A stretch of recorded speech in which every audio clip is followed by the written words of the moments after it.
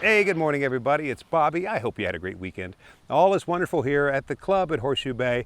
If you've watched much golf, and if you're a golfer, you've been around other players, you've probably noticed that no two players competing at any level swing exactly alike. People's swings are just as identifiable to them as their signature or their gait, and can be identified from long distances. And so the question is, if no two people swing alike, then how is it that so many people deserve the rating of sound? How is it that so many people can be called sound swingers of the golf club? If no two people swing alike, how can so many yet have a good golf swing and when they're so varied? And the answer to that lies in the understanding that there's a big difference between fundamentals and nuances. And let me be clear about that. Nuances are what make two people look different. And there's some latitude to be granted in some aspects of the golf swing. You can do things different than another fine player and still have a sound swing. It's the fundamentals that we should latch onto. Now, what am I talking about? I'm talking about the commonly regarded fundamentals all great players observe. And there are just a few, and I'm going to outline them. But before I do, I want you to know that naturally, it seems, people pick out the nuances instead of the fundamentals. And I'll never forget, in 2004, Mike Weir won the Masters. Sorry, Phil won in 2004. 2003, Mike Weir won the Masters, and he's left-handed, but he had this certain nuance, this certain idiosyncrasy. And that involved, he's left-handed, but I'll do it right-handed. He set up, before he hit a shot, he would do this, and he would check for something. I don't know exactly what he was checking, but that was part of his every swing, his unfailing habit to examine something back here. He would do that 2 or 3 times, then set up and hit the golf ball. Well, he won the Masters. And I was in California at the time, and the next day, on Monday, I look out to the range and there's about 11 or 12 people out there hitting, and 3 of them are doing this. They just saw the Masters champion be crowned the day before, being given the green jacket, and the Masters champion was doing that, so that must be something that would help their game. Now you see where I'm going with this. You don't want to adopt a nuance. That doesn't do anybody any good. That is something Mike Weir does. But what Mike Weir does, just the same, is swing within the framework of commonly regarded fundamentals. Now, I could take you through Mike's swing, or Rory swing, or Tiger swing, but you don't have to go that far. There are people at your club, I'm talking about 0, 1, 2, 3, 4 handicaps, that you can learn and identify just as easily these things that I'm going to go over and categorize for you, what I consider to be the fundamentals that make up a sound swing. And what I've done is I've chosen 3 golfers from the club at Horseshoe Bay here.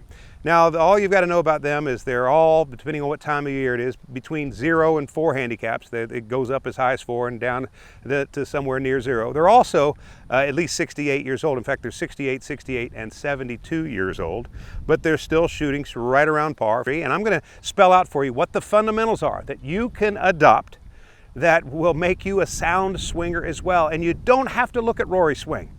In fact, you might be distracted by some nuance of Rory's, but let me hit the bare bones of these fundamentals. I have Butch Gentry, fine swinger of the club. He's 68 years old and he hits the ball great.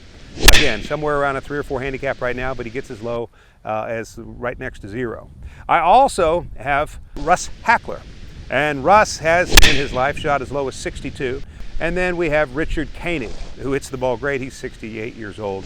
And let me go through these fundamentals that I talked about earlier. The first fundamental that you're going to see with all 3 of these guys, and something you should adopt for yourself too, is the manner in which they set up fully committed to the golf ball. Notice how with Butch, he's absolutely facing that ball. Now, why do I say that? Why is that so significant? Well, because so often a lesser player will kind of set up, kind of halfway in, halfway out this way, and they're really not on top of this ball in a way that would appear that they're going to strike it. Look how Butch is dead on that thing, and everything about his body language is committed to making that shot. Look at Russ, the same exact thing. He is fully committed to that shot. He's looking down on it, and his body is square to it. Look at Richard, same thing, perfectly square to it before making his golf swing. Let's now look at the backswing. All sound swingers of the club turn in a centered way. You'll never see someone who moves a lot off the ball. Look, if I draw a line right there on Butch's right hip and one on the side of his head, notice how he turns perfectly centered. That allows him to be able to go through the shot without having to get back to his left side in a hurry. Look at Russ the same exact way. He has no problem because he stays centered on the backswing, as good players do, and that allows him to then go left on the downswing. And the same thing with Richard, but Richard has a nuance. And Richard's nuance is, notice how he sets up, even with that driver, with his head just a little bit left. It's left of center. And so if you start to look at his swing, you're going to notice in the first 2 or 3 inches of the backswing, his head moves a couple inches to the right. Well, all he was actually doing is moving his head from this position to the better position, and then he's making his turn. Because you'll notice after he gets his head to the right, from that point forward, he stays perfectly centered as he swings. Let's go back to Butch.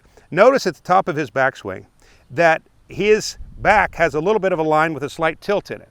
Ladies and gentlemen, I want you to know that the fundamental that will not work, or I should say the swing characteristic that will not work, is the person whose spine is tilted the opposite direction. If you're tilted this way, you're in trouble. And no fundamentally sound swinger would ever do that. Rarely are they straight up and down. I'm talking about the angle of the back. Most of the time they're tilted this way, that is slightly to the right. Let's look at Russ.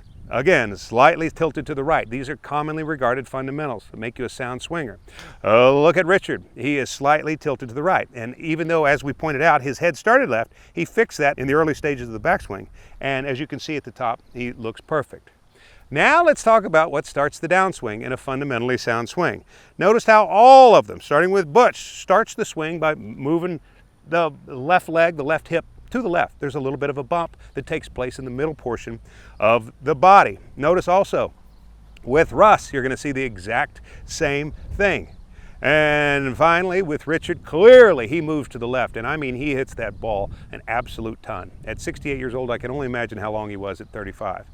Now let's get into impact and beyond. If you'll take a look, because all of these players got firmly onto their left leg, notice how Butch's arms are really long right after impact. He has post-impact extension.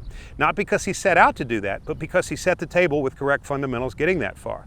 Let's now look at Russ. Russ gets over there on his left foot, and that allows him to turn, and now he has long arms and still makes a great swing and hits the ball a ton because his fundamentals are sound. Let's look at Richard. The same exact thing. His arms are long post-impact, and he's right in a position where he can hit that ball and get into a full finish position, which we will go into now. Where do we get? Look at Butch and his smooth glide to a finish. He gets all the way over to his left leg and turns with his chest facing past the target. Same with Russ. He doesn't stop right after impact. He turns as far as he can turn. And then the same thing with Richard. All three end up firmly on their left leg. And so folks, the first thing I would ask myself as I'm looking toward building a better swing is, am I strong in those areas that I just mentioned? Are you fully committed to the ball? Are you staying steady as you turn? All right, do you still have a slight tilt in this way, not this way, at the top of the backswing? Are you in a position then where you can shift and get over to your left foot by the time you get to impact? And are you giving me some post-impact extension and finally finishing on your left foot? If you're strong in those areas, then it's okay to think about fine-tuning. But if you're not, those are fundamentals, and fundamentals don't change in that respect. We all need them. And so while you can stray in other ways, the fundamentals are the things you need to have because they are the glue that hold your golf swing together. There's some latitude to be granted in other aspects of the game, but in those areas that I just mentioned, they're worth a look for you. And so I want to thank you all for tuning in. Ladies and gentlemen, have a great week. I'll talk to you next week.